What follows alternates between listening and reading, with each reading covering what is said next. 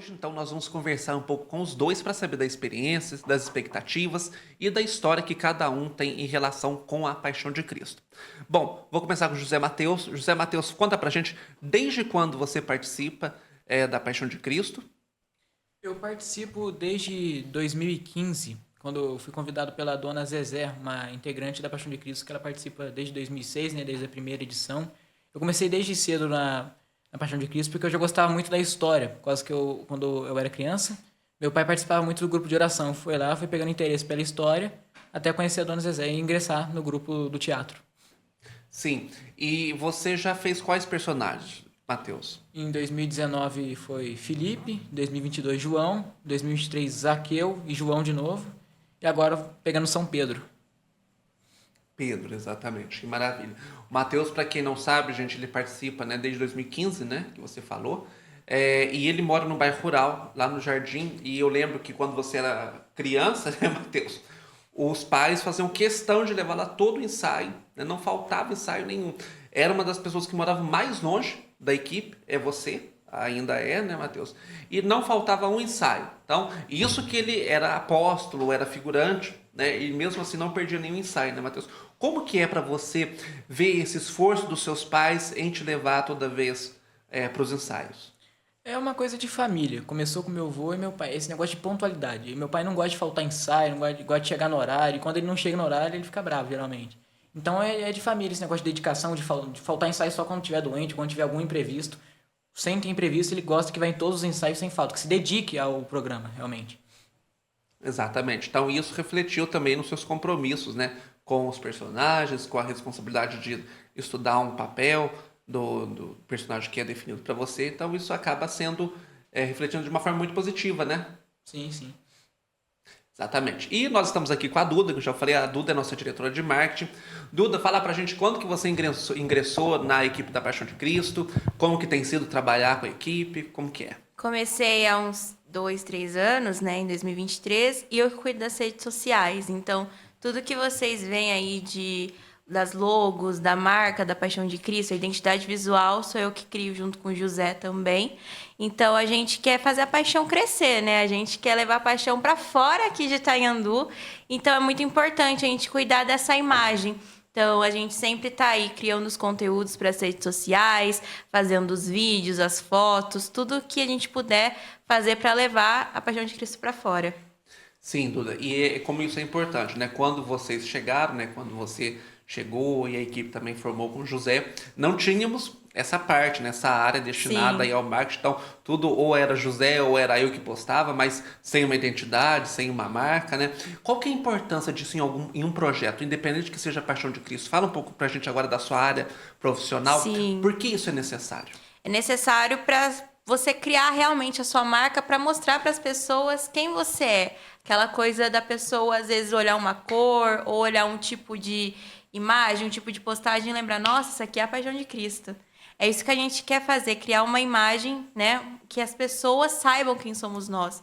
Uma marca que as pessoas entendam o que que a gente quer levar para fora, né? O que que a gente quer levar para elas. Então, é o que eu falo sempre que a imagem ela é tudo. Tanto seja na paixão, seja na vida, em outros trabalhos, a gente tem que cuidar muito da imagem, né? Das marcas, para criar a identidade visual, você cria justamente para as pessoas saberem quem você é. Às vezes a gente olha uma cor e a gente fala, ah, é só uma cor. Não é. Às vezes você lembra de um restaurante específico, você lembra de uma marca específica. E é isso que é o branding, que a gente fala, o famoso branding. Então, é isso que a gente cria a persona para as pessoas elas fazerem parte daquilo, elas saberem quem a gente é, sem a gente precisar explicar o que que a gente é. A gente usa muito isso no marketing, na comunicação social. Então, é importante cuidar dessa imagem. Sim, quando você chegou na Paixão e vocês começaram a pensar, juntamente com o José, pensar nessas propostas, nessas ideias, qual foi o principal desafio quando você chegou em pensar em criar essa identidade? O que foi o mais desafiador? O desafio foi a questão das cores, que cada ano é uma cor diferente, então eu acho que o desafio é esse, de criar uma identidade que, mesmo que mude as cores, as pessoas ainda entendam que aquilo é a paixão de Cristo. Eu acho que essa é a parte mais difícil. Mas é muito gratificante fazer isso, é muito legal, porque a gente vai aprendendo cada dia mais, a gente vai cuidando mais da criatividade também. Eu gosto muito dessa parte de ter a criatividade, de criar as artes. Então, eu acho que a parte mais difícil é isso, é inovar cada vez, né? Fazer uma coisa diferente, que é difícil. Então, até por conta das cores, é um desafio constante Sim. que vocês enfrentam, né? Porque Com todo certeza. ano o diretor muda a cor, fala da cor. É um laranja, é um verde. Verde, exatamente. Para você que está nos assistindo, vocês podem ver essa camiseta que eu estou usando. É da edição 2024. A que o José Matheus usa é da edição de 2023. E este ano a nossa camiseta será verde. Então, estamos trabalhando verde, né, Sim. Dudu? E o verde, quando foi proposto o verde, para vocês, o que vocês tentaram associar com o verde? Eu associo a esperança. Sim, O verde fala muito sobre isso. E é uma cor que eu acho que casou muito esse ano. Então, é mais essa questão da esperança, da paz, daquilo que a gente acredita, né? Acredito que seja isso. sim, exatamente. Então, traduzir, né, a esperança, né, da vida nova em Cristo, a Sim. ressurreição que Cristo vem, quando ressuscita, ele traz uma vida nova e propõe essa vida nova, e o verde traduz essa esperança. Então, Com certeza. vocês souberam aí adequar e aplicar o verde de formas muito positivas aí em toda essa proposta que a Paixão de Cristo está tendo, Sim. né? José Matheus, voltando para você. Fala pra gente aí, qual que tem sido o desafio agora em interpretar Pedro? O Pedro, ele é um papel muito importante, porque dos discípulos, ele é o que acompanha Jesus até na hora da morte. Ele é um discípulo muito importante entre os 12, é o fundador da Igreja Católica, tanto que Jesus fala para ele: Pedro, tu és a chave da minha igreja, tu és a pedra onde eu edificarei a minha igreja. A dificuldade de interpretar Pedro tem sido a questão do corporal, a movimentação, porque as falas de Pedro até que são tranquilas de decorar, são poucas falas, mas a questão da movimentação corporal, por exemplo, na hora que ele corta a orelha do soldado, é tudo questão de ensaiar mesmo com o álcool a hora que vai ter a hora que ele corta a orelha do soldado.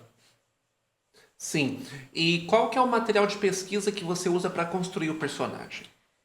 Alguns filmes que eu andei assistindo da Paixão de Cristo e a própria Bíblia, que descreve Pedro como o mais velho e o mais estressado entre os discípulos, que era um pescador, irmão de André, se não me engano. Uhum. Sim. E você, como vê Pedro?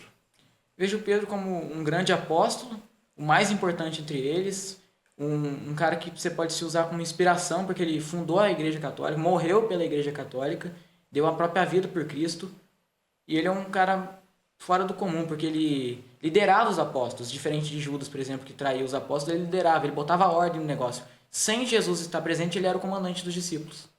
Sim, ele liderava os discípulos. E como que você vê a cena da negação de Pedro? É uma cena bem curiosa, porque na cena anterior, quando Pedro fala para Jesus que por ti eu irei à morte, Jesus responde que ele vai negar ele 3 vezes ainda, Pedro fica incrédulo. E quando ele nega Jesus pela 3ª vez, ele percebe que o que Jesus tinha dito para ele foi verdade. Tanto que ele sai correndo, apavorado, chega até Maria e João. O que eu fiz, irmão? Como pude negar meu próprio Deus? Ele fica numa situação de apavoro.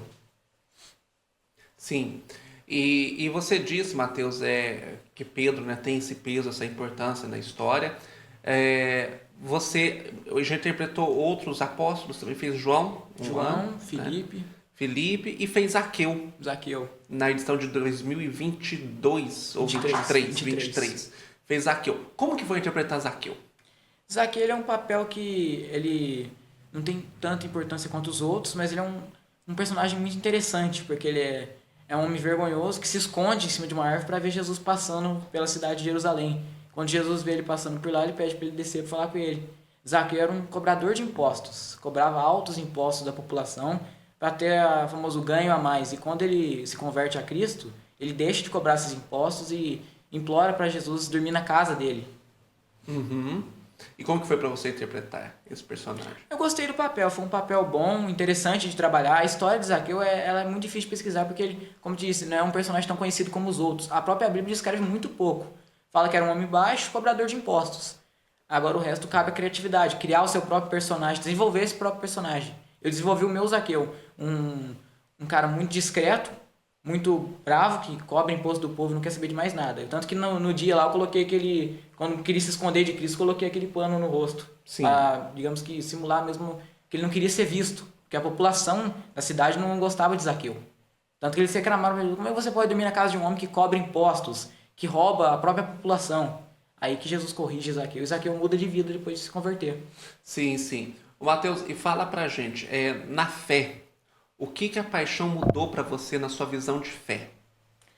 Eu sempre, desde pequeno, assim, como comecei a participar da Paixão de Cristo, eu comecei também muito a estudar muita história da igreja.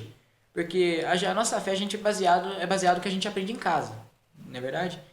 A gente aprendeu em casa a acreditar em tal coisa. Eu não, eu aprendi, mas eu sempre quis pesquisar, para saber de onde vinha, qual que é a base daquilo. E a Paixão de Cristo me ajudou muito nisso, porque o que eu escutava em casa a história, às vezes eu escutava diferente na Paixão de Cristo. Juntando os dois, pesquisando, eu acreditava em uma nova coisa. Com isso eu fui moldando a minha fé e meu caráter com base no que eu fui aprendendo no teatro. Sim. E quando que você começou, você tinha quantos anos? 5 para 6 anos. 5 para 6 anos, né? E hoje você tá com Vou fazer 15. em julho. 15 anos. Né? Então a gente percebe que é mais um integrante que cresceu aí dentro da Paixão de Cristo. Quando que você teve essa noção da importância dessa história na vida sua e na vida das pessoas? Acho que foi em 2022 quando eu peguei o primeiro papel, que eu peguei João e Felipe. Felipe foi em 2023, foi mal. Foi quando eu peguei João. Foi aí que eu percebi que o teatro era mais que fazer o povo, era um teatro importante, que tinha que estudar o papel, que tinha que trabalhar tanto mentalmente quanto corporalmente. Foi aí que eu peguei mais amor pelo teatro.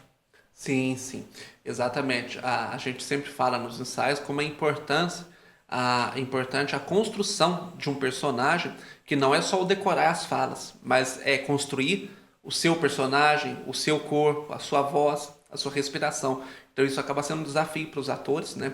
Quando pegam um papel que tem mais falas, que tem mais participação em cenas. Então isso é muito importante para que também se desenvolva a maturidade, né? Física, mental e espiritual dos personagens que vocês trabalham na Paixão de Cristo. Né? Mas, ô Duda, e aí falando agora desse ano, como que está sendo os trabalhos, como que vocês estão desenvolvendo e como que está a expectativa aí para a apresentação? Nossa, eu acho que esse ano eu considero um dos melhores em questão de conteúdo. A gente está preparando muita coisa legal, tanto para divulgação do dia da peça, mas pro pós também, porque ano que vem a gente faz 20 anos de Paixão de Cristo. Eu acho que é importante a gente mostrar essa história para as pessoas. Então, o podcast que a gente está fazendo aqui é uma das ideias que a gente teve para inovar. A gente está criando muitos vídeos interativos para as redes sociais, porque a Paixão de Cristo ela tem várias gerações juntas, né? Mas a gente está vendo aí uma geração muito jovem participando. Então, eu acho que é isso. A Paixão de Cristo hoje ela necessita trazer esses jovens pra gente. O que o jovem gosta? O jovem gosta de rede social, gosta de ver vídeos, interagir. Então, a gente está fazendo muito isso. E eu acho que essa que é a parte mais legal. Que comparando com anos anteriores, a gente não tinha muito isso da parte de interação nas redes sociais. É uma coisa que está dando certo. A gente vê muita gente repostando, muita gente comentando. Então, é muito divertido a gente criar essas postagens novas, essas interações, vídeos, podcast. A gente também tem aí um spoiler, mas uma ideia aí de futuramente criar um documentário também. Então, a gente sempre está tentando trazer ideias novas para ir crescendo. Sim, e Duda, você falou isso dessa interação, né, com os mais jovens, com os mais novos, que são ligados nas redes sociais, mas qual também é o desafio de comunicar com o público mais velho, o público que não é tão ligado assim em rede social? Como que vocês pensam? Como vocês veem esse público? Eu acho que essa é a parte mais desafiadora, porque eles não têm aquela necessidade de ficar no celular, né, nas redes sociais, mas aí é uma coisa interessante, porque desde quando a gente começou a criar as nossas postagens, eu vi que teve uma energia ali de, nossa, deixa eu ver isso aqui, será que eu apareci em tal foto? Ah, fulano tá gravando, posso gravar também? Então tá tendo aquela curiosidade de o que é isso? E quando a gente tem um grupo, né, da Paixão de Cristo, com elenco, então quando a gente manda no grupo, a gente vê essa galera mais velha querendo participar, querendo comentar. Às vezes não sabe usar Instagram, mas está aprendendo a usar Instagram para acompanhar a Paixão. Então eu acho que essa é a parte legal deles, mesmo não sabendo, tendo o interesse de saber para participar, para poder interagir também. Então eu acho que, apesar de desafiador, é bem bacana. Sim, sim. E Duda, como que vocês veem, vocês do marketing, veem essa capacidade de crescimento do projeto através das redes sociais? É muito importante. Porque a gente tem como objetivo crescer mesmo para fora de Itanhandu, né? São praticamente 19 anos de história, então a gente tem muito o que mostrar. Se a gente vê outros lugares, às vezes não tem o que a gente tem, né? As ferramentas que a gente tem na mão. A gente acho que é uma das únicas aqui da região que mais atualiza, né? No Instagram, no Facebook. Então é importante a gente usar as redes para mostrar para a galera, para o mundo, quem somos nós, qual é a nossa história, por que a gente está aqui, que não é só uma peça, a gente é muito mais do que isso. Então, esse que é o nosso objetivo e o marketing é muito importante por conta disso. Não é só fazer postagem, a gente tem todo um material para criar, a gente tem toda uma identidade visual também, que identidade visual as pessoas pensam, é só que escolher uma cor acabou. Não, tem a logo, tem as fontes, que tipo de postagem a gente vai fazer, que tipo de conteúdo a gente tem que trazer e por que a gente tem que trazer esse conteúdo. E muitas vezes dá certo. Então, é muito importante. Sim, e é importante principalmente por isso, né? Porque quando às vezes a gente fala marketing, as pessoas pensam é só colocar um texto, colocar uma cor, mas não se resume a isso, né? Há todo um processo criativo também por trás. Sim. Pensar nas frases, estudar, abordar, ver também a reação ao público, né? O que o público está mais reagindo, Sim. mapear isso também é um trabalho que não é fácil, porque vocês têm uma base de pesquisa, tem um estudo também para ver, para sentir, né? Assim como um programa de TV se mede pela audiência, vocês também medem através das curtidas, das reações, dos compartilhamentos, né? Sim, até uma estratégia. Às vezes a gente posta num horário muito específico. Por que a gente está postando nesse horário? Porque é o horário que mais pega a gente. É o horário que às vezes dá mais engajamento. Então, pesquisa não em questão só do que a gente vai postar, mas o horário que a gente vai postar. Por que são 2 publicações por dia? Por que tem dia que é só 4?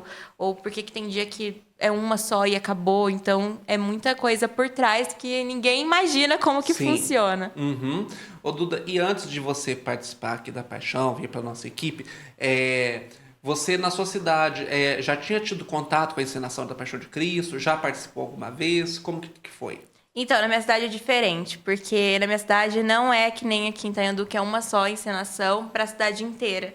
Lá são várias. Então, eu sou uma aluna de escola salesiana. Na minha escola, eu fiz Paixão de Cristo. Aí, o que eles faziam? Eles dividiam por dias. Então, assim, segunda-feira, o segundo ano, terça, o terceiro, ia continuando a história. E, por incrível que pareça, eu sempre fui Maria. Até o 5º ano da escola, eu sempre fui. Eu tenho até uma fotinha segurando o Menino Jesus. Eu fui Maria e então eu tive essa experiência. E agora, minha cidade está querendo inovar, fazer uma só para a cidade inteira. Essa vai ser a primeira vez. Uhum. Mas eu nunca tive esse contato que é aqui, de todo mundo junto e, sabe, fazer uma coisa muito maior do que uma peça. Porque ali na escola é uma peça para os pais, acabou, não é para fora, né? E a minha cidade também não tem essa coisa de, vamos fazer uma para a cidade inteira. Agora que eles estão começando com isso. Então, para mim, é tudo muito novo. Desde que eu cheguei e eu fui aprendendo. Uhum. E o que te marcou nesse processo, né? Porque é o que você falou, em Itanhandu, a comunidade se une em torno de uma só encenação, né? Diferente de outras cidades como a sua, São Paulo também, cada lugar, cada bairro, cada paróquia tem a sua própria encenação. Nos dá essa sensação de unidade. Sim. E é muito gostoso. E eu acho que para quem vem de fora, também é uma experiência muito diferente, né? Sim, com certeza. É uma coisa que eu, particularmente, nunca tinha visto, eu não sabia. Quando eu conheci, eu até falei pro José, falei, nossa, mas é uma só para a cidade inteira, que coisa diferente, que legal. E é isso que você falou, de ser uma unidade. Você vê que não é só um elenco, é uma família, todo mundo feliz, todo mundo se ajuda. As pessoas, elas têm a graça de fazer, não faz por fazer. Faz porque usa aquilo como um projeto de vida, às vezes. Uhum. Então, eu acho que isso é muito gratificante. Sim, e eu sempre falo isso, né? Embora seja uma encenação, uma tradição muito católica, né? Na nossa equipe nós temos todas as linhas de religião, de fé, de espiritualidade. Então, isso também nos alegra muito, né? Porque a história de Cristo é para acolher. Com certeza. Né? Então, nós temos protestantes, nós temos judeus, temos ateus, e isso é muito importante porque a gente faz esse trabalho, né, de evangelização, mas também de respeito. Com certeza. E acolher o diferente. Isso que é legal, esse que é o diferencial. Como eu falei, quando eu fazia para minha escola, por exemplo, não era assim. A gente tinha aluno que não tinha escolha, era uma escola católica, tem que fazer. Aqui não, você vê que quem está fazendo tem o gosto de fazer parte daquilo.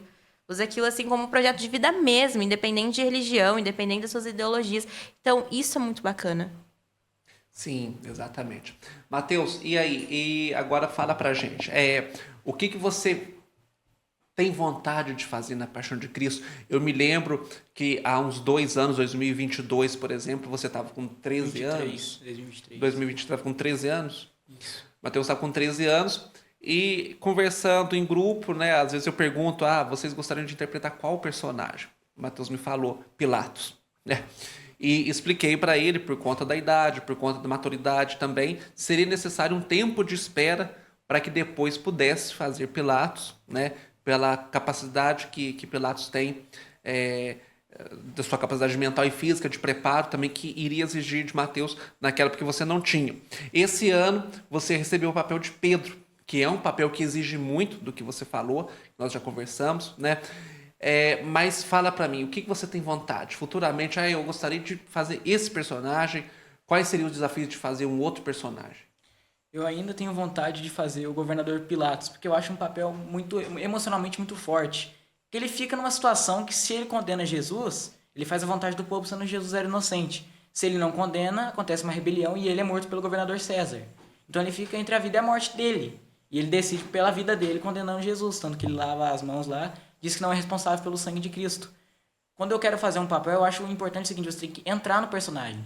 Você tem que, eu não sou Mateus, agora eu sou Pedro. Eu tenho que ser Pedro, eu tenho que me sentir Pedro naquela hora. O que ele estava pensando, o que ele queria fazer, como era a situação de vida dele. Eu acho importante isso, entrar no personagem, estudar, ver as falas, ver a história do personagem por fora da Bíblia também. Que a Bíblia às vezes não descreve o personagem como outros livros. Tem muitos escritores fora da Bíblia. Os próprios gregos também, depois que ficaram sabendo da história de Cristo, começaram a escrever sobre a Bíblia, sobre os personagens. Porque os discípulos, não sei se você sabe, se espalharam pela região.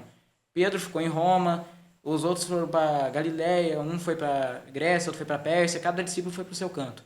Então foram se desenvolvendo por lá e as histórias espalharam-se pelo mundo. Então, como eu te disse, estudando o personagem, entrando, sentindo o personagem na hora, acho que isso é muito importante para quem quer fazer um personagem. E meu sonho ainda é fazer Pilatos, futuramente. Sim, exatamente. Isso é muito bom, né, Matheus? Que a gente percebe, né, o interesse dos atores na pesquisa de uma história, na pesquisa do personagem, né? E esse objetivo que você tem aí dentro do projeto, fazer Pilatos, né? E por conta de tudo que você descreveu. Eu me lembro que quando criança, você me falava, eu quero ser Jesus. Esse sonho não existe mais? Eu não tenho muito agora em mente fazer Jesus, mas quem sabe um dia, né? Quem sabe um dia essa vontade não volta.